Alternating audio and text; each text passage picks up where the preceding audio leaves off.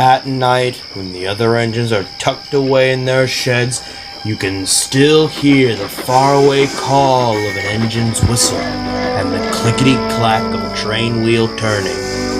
This is the sound of the mail train.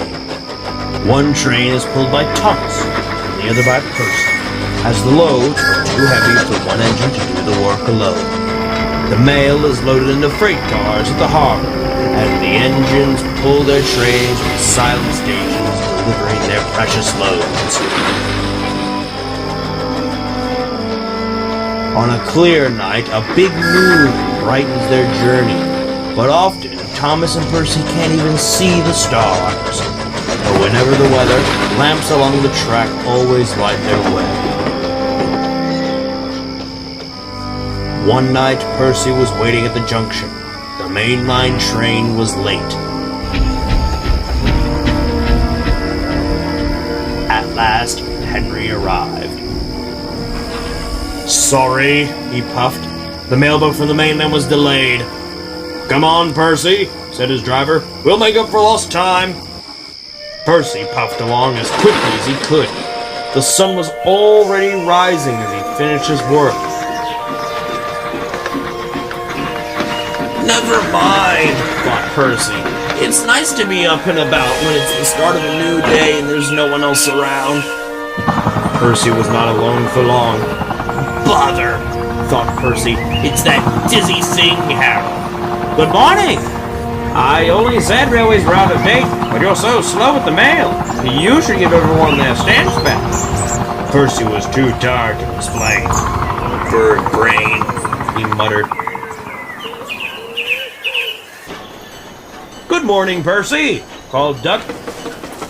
"You're up early this morning." "No, you're wrong. I'm tired and late." He rolled into the shed and fell asleep almost before his buffers touched the bar. His driver decided to set off early that evening. Thomas was waiting at the station. "Thank goodness! I have a chance to speak with you. Driver says that the person in charge of the mail has complained to the Fat Controller about the delay last night. But that wasn't my fault," replied Percy. "I know," said Thomas, "and so does the Fat Controller, but this mail person wouldn't listen. Tonight we'll just have to be quicker than ever before."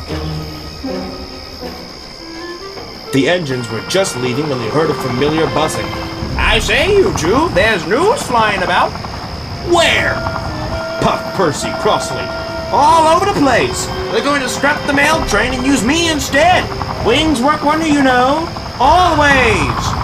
"Rubbish," puffed Thomas. That night, everything ran like clockwork.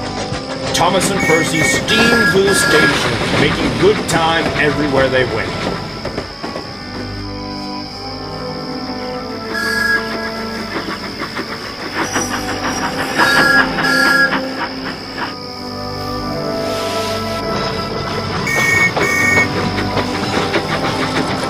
At a station, Thomas noticed a man looking cold and worried. He had missed his train home.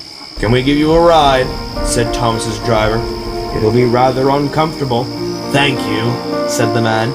"Anything's better than sitting here." The next afternoon, Percy passed the airfield and saw Harold. "Hello, lazy wings. Are you too tired to fly today?" "The wind's too strong," grumbled Harold. "I've been grounded." "You need rails," laughed Percy. "They work wonders, you know. Always." That night, the Fat Controller showed the two engines a letter. It was from the man who missed his train. "He thinks you are both splendid, and everyone says that the mail train is the pride of the line.